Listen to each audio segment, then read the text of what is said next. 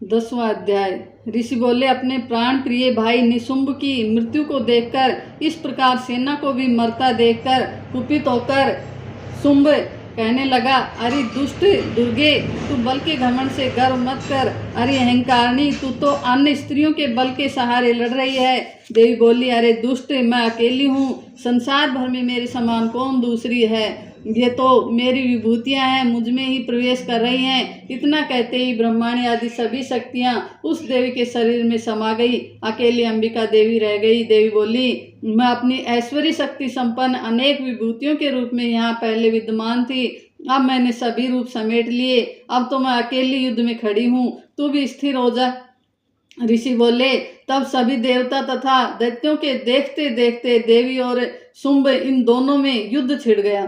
तीखे बाणों की वर्षा तथा भयंकर अस्त्र शस्त्र से उन दोनों का युद्ध सभी लोगों के लिए भयंकर प्रतीत होने लगा। जितने भी दिव्य से दिव्य अस्त्र अंबिका छोड़ती जाती, दैत्येंद्र उन्हें निवारक अस्त्रों द्वारा तोड़ता जाता। इसी प्रकार परमेश्वरी अंबिका भी खेल खेल में हुक्कार आदि शब्दों द्वारा दैत्य से छोड़ दिए शस्त्रों को तोड़ती गई। तदंतर असुर ने सैकड़ों बाणों से देवी को आच्छादित कर दिया। तब देवी ने भी कुपित होकर बाणों द्वारा उसका धनुष काट डाला।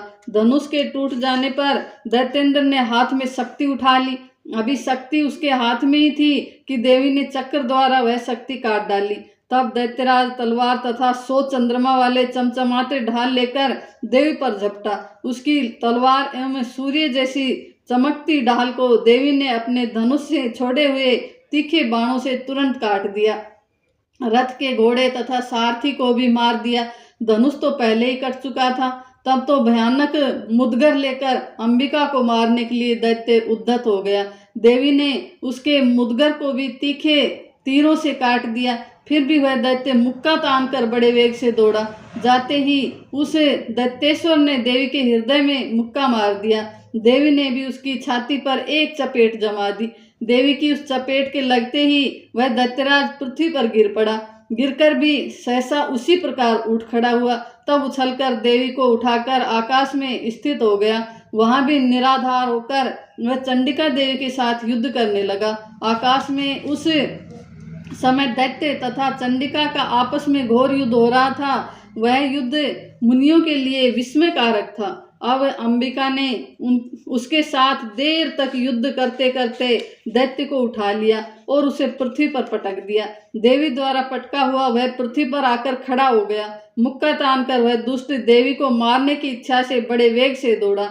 तब उस दैत्य को आता हुआ देखकर देवी ने उसकी छाती में त्रिशूल भोंक दिया और पृथ्वी पर गिरा दिया। देवी के शूल से छत विछत होकर पृथ्वी पर पड़ते ही उसके प्राण निकल गए। उसका गिरना भी समुद्र, द्वीप एवं पर्वतों के साथ सारी पृथ्वी को हिला देने वाला था। उसे दुरात्मा के मरते ही सारा जगत स्वस्थ एवं प्रसन्न हो गया। आकाश में भी बहुत ही साफ दिखाई देने लगा। पहले जो उपद्रवी मेघ उठ रहे थे तथा उल्कापात हो रहे थे, वे सभी शांत हो गए। दैत्यों के मारे जाने पर नदियां भी अपने अपने मार्ग पर चलने लगी। उसकी मृत्यु होते ही सभी देवताओं के मन प्रसन्न हो गए।